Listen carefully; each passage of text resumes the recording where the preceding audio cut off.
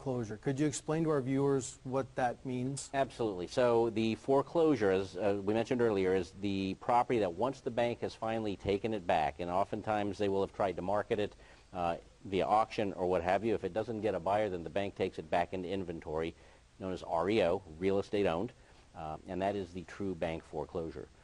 Those, generally speaking, are listed for sale through real estate brokers. Part of the banking regulations and oversight and compliance requires that to happen, so it goes out to an open marketplace, or you can find them in some cases on other technology that we run, whereby the offers go online, and that's something that we'll be seeing a lot more of moving forward with banking foreclosures.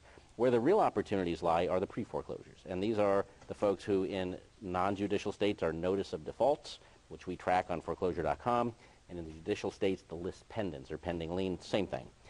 These are the opportunities, again, where one can go through your local neighborhood or your marketplace and identify these property owners. In fact, cases in point, I live in a neighborhood that's relatively small. It's a little boating community, and I know all 48 of my immediate neighbors, and I can see which ones are in financial distress and which ones are having issues. And oftentimes, you don't see it outwardly when you speak with these folks, right? So it requires a little bit of a nuance on how to get into the mindset of these particular folks. But the pre-foreclosure has a little bit of a learning curve to it as well, whereby, to Brad's point, is this upside-down home that the loan is higher than the mortgage amount, in which case you're dealing with a short sale, and will need to go through not only the approval process with the homeowner, but then have to go through bank approval as well. And that can be rather daunting in some cases, and again, oftentimes there's a requirement to work with a real estate agent there. If they're not upside down, then you do have the opportunity to, again, strike that deal if you can work out a scenario to pay off the remaining debt. And by the way, cases in point, Brad, I know you've done the same thing. Back in days gone by, I bought properties that had mortgages that were several $1,000s remaining, $3,000 on a home, and I'm dating myself now, that was worth about $60,000 back at the time. But it always blew my mind that homeowner didn't just think of selling the home. You'd think, doesn't it make obvious sense that you list it for sale, take your equity out and go? But oftentimes, and it's unfortunate, that what's going through the mind of some homeowners who have hit that wall financially or have had some traumatic experience in their lives just don't know what to do. And oftentimes they do nothing and just let the property go back to the bank.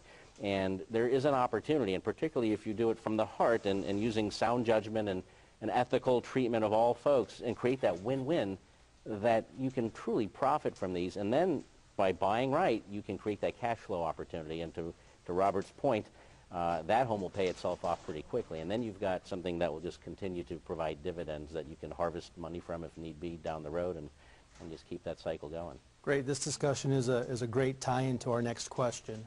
So in the foreclosure process, we know of the three main stages. We've got our pre-foreclosure.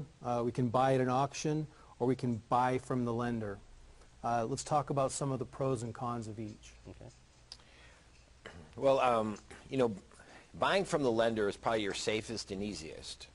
But there's like a risk reward, right? So when you buy from your lender, your risk is going to be lower, but your reward is going to be minimized. And what I mean by that is, when you're buying from a bank, the bank will sell you the property with clear marketable title. You have time to do inspections on it. It's very similar to buying a general piece of property. Instead of the seller being, Mr. and Mrs. Smith, it's a bank. And depending on how competitive the market is will depend on how much of an opportunity you have there in buying it at a discount. Whereas a pre-foreclosure, you have a greater opportunity, but there's like a risk-reward thing. The property is not on the market. You're buying it from the homeowner. You still can get your property inspection. You still can get clear title, but you're going to be looking at a number of them instead of like, how would you say it, Patrick? Yeah. You're looking at one property versus 10. Right, you've got to look at 10 to get that one, or maybe 20 to get that one, right, because they don't all fit the bill of being a good opportunity. Right, because the foreclosures are all on the market, right? So they're for sale. You call them up, you can see it, you can make an offer, you can buy it. A pre-foreclosure, they're not on the market, they're not for sale. They're just in a very distressed situation. So there's a little trick to buying a pre-foreclosure. Is you got to be proactive. You need to reach out to them. You need to go knock on their door, send them a letter, or somehow contact them, right, and ask them if they're interested in selling their home. And then you have to go through that process and negotiate them. And it may take a few of them to get there. Yep. And then the auction process, potentially the most daunting of all for the novice. There's high risk, potential for high reward as well. And the issue for most with auctions, and again, depending on which part of the country you're in, oftentimes they're still held literally on the courthouse steps, where you show up every first Tuesday of the month, or whatever the local norm is for that location. Or oftentimes now they're done online. And the challenge with that is you don't really get an opportunity to do a lot of due diligence on that property prior to going to bid. You need to put money into the account to be able to access these properties, to view which ones are going up for auction on which day.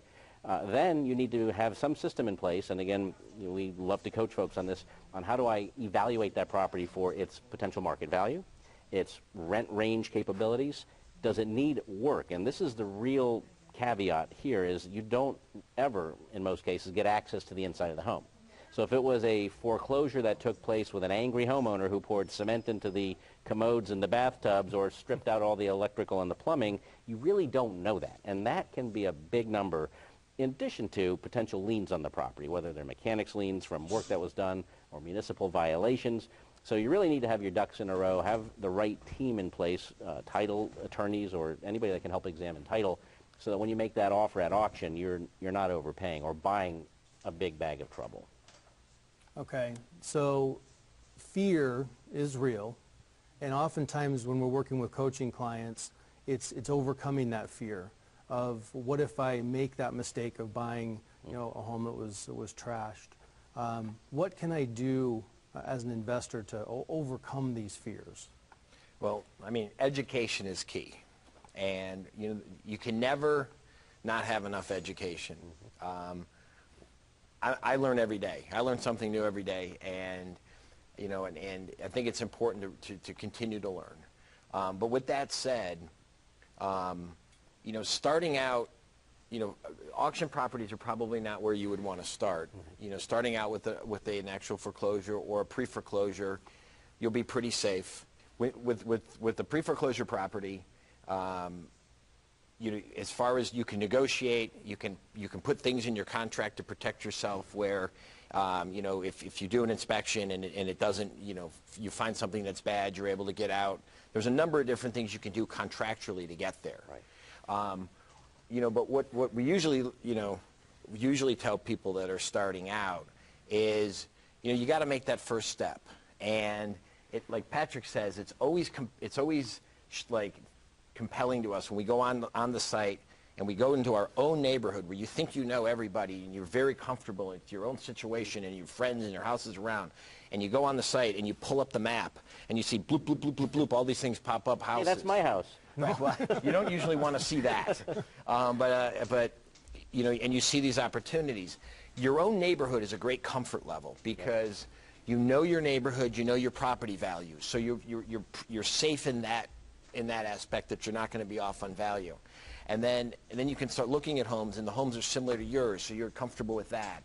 And I usually say, stay close to home, and at least look at properties and start educating yourself close to home, and all the pieces will start to fall in line. So I've got a couple of things, and there are a couple of quotes from Brad Geisen. One of them is regarding education. Brad Geisen says, I have a multi-million-dollar education. Every time I make a mistake, it costs me $1 million. And that's one. The other one is, fear can also be described as false emotions or false expectations appearing real, the acronym. And we oftentimes in life fear things as being much potentially worse or more potentially bad than they actually are. And to that point, we find investors want to come out of the gate and hit a grand slam every time. It's like joining the minor leagues in baseball and wanting to hit home runs. Well, the guys that make it to the majors are the ones that are great at getting base hits, that they make incremental progress. And one of Brad's other quotes is, you never lose money making a profit. And that's a really valid point. And sometimes we find investors wait for a couple of things. One of those things that they wait for is that grand slam. I'm going to wait till I can make $100,000 before I buy anything. And before you know it, you're 75 years old, and that's not too late to start either. But you've missed the boat in many cases. So starting off and making incremental progress is really a great way to go. And over the course of time, by doing these things, you start realizing, hey, I see this thing happen over and over again. It's a pretty simple process. So we get better at it. Going back to the old driving thing, that the more you do it, the easier it becomes, the more second nature. And then you start growing, and your ability to upgrade your knowledge based on the base that you've acquired grows. And that's when you start hitting those really productive years as an investor. And it starts from your first investment. And there's no time like the present to do that. The longer you wait, the longer it's going to take. Yeah, there's another thing that is a great way to start. It's sort of like a secret investor concept, where if you go out and you start looking at properties, and if you stay close to home where you can kind of keep an eye on them, you go on the site, you pull up some properties, you find some, like a foreclosure that you think is a good deal, and follow that property all the way through the process. Watch what happens. Watch.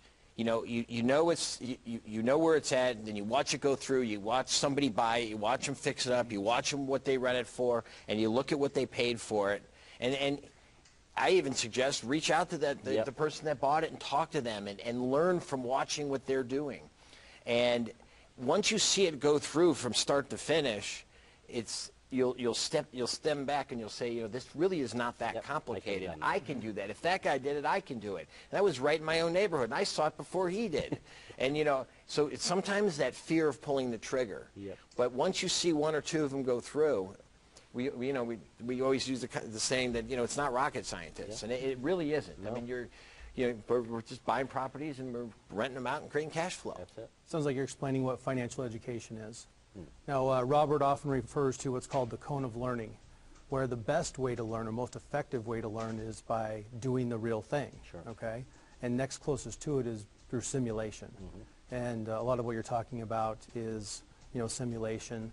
A lot of ways that we help our coaching individuals that are going through their processes, start doing your due diligence, learn that way, go ahead, play the cash flow game, understand how to make those decisions, and then move through that process to where you are ultimately doing the simulation in the game, and then you're going ahead and doing it in real life. And that can help overcome the fear. One of my best learning experiences was an investment I made early on. I was probably in my late 20s, and I bought a crack house in South Florida. Now, I should have known better. It was full of graffiti. The windows were broken out of it. It was really just a disaster. It was being sold cheap. Gee, I wonder why. And I was kind of had a head of steam on me, and I bought this property. And I learned so much about all the things that could have gone wrong in this one deal. But I will tell you, I was able to buy it right, that even though everything went wrong, I didn't lose money. I got out of the thing. I put a few dollars in my pocket, ultimately was able to sell it to somebody.